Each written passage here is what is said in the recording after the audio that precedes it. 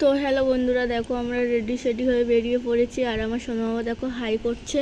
তো আমরা তিনজনে বেরিয়েছিলাম বড় ঠাকুরের পূজাতে। তো সেখানে মা পূজা করতে গিয়েছিল, আমার সোনা বাবার মানসিক ছিল সেই জন্য। তো আমরাও গিয়েছিলাম। আর এখানে দেখো তোমাদের দাদাভাই গাড়ি বের করছে। আর আমার সোনা বাবা কী বলছে শোনো।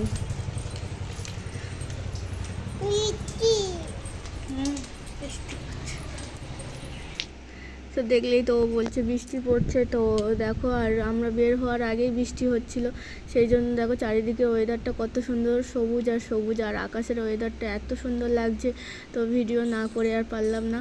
তো আমরা দেখো এখন যাচ্ছি গাড়িতে করে। মা আগে চলে গিয়েছে, ওখানে গিয়ে পূজা হচ্ছে। আর আমরা একটু লেট হয়ে গিয়েছিল বৃষ্টির জন্য।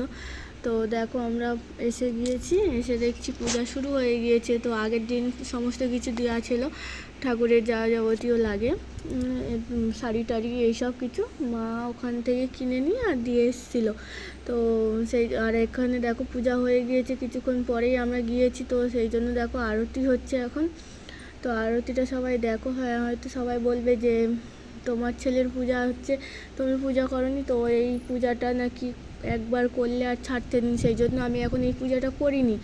মা এই পুজোটা করে, মানে আমি আমার বিয়ের পর থেকেই দেখছি মা পূজাটা করে আসছে। তো সেই জন্য আমি এই পূজাটা এখনও ধরিনি। মা বলেছে যে আমি যতদিন পারবো ততদিন করি, তারপর তুই করবি।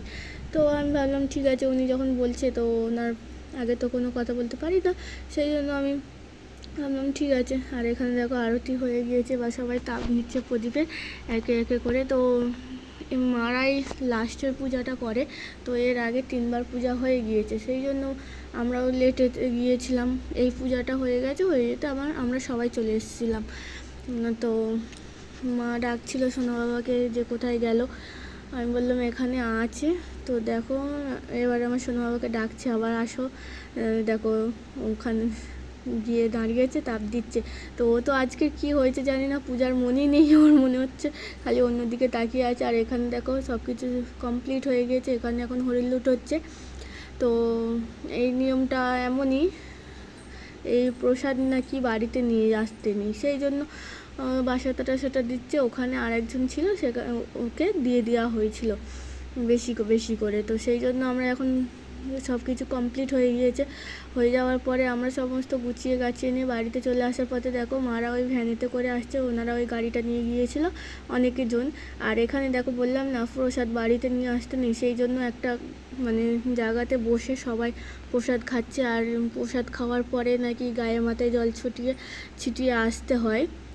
তো এটাই নিয়ে আর এই কাকাটা লজ্জা পাচ্ছিলো, ভিডিও করছি বলে সরে যাচ্ছে। আর আমি দেখো একটু কত লোক ভরে আছে, সব প্রসাদ খাচ্ছে। আর এখানে দেখো আমি সোনামাকে হাই করতে বলছি। ভিডিওটা এই পর্যন্ত ভালো লাগলে অবশ্যই লাইক কমেন্ট শেয়ার, পাশে থেকো।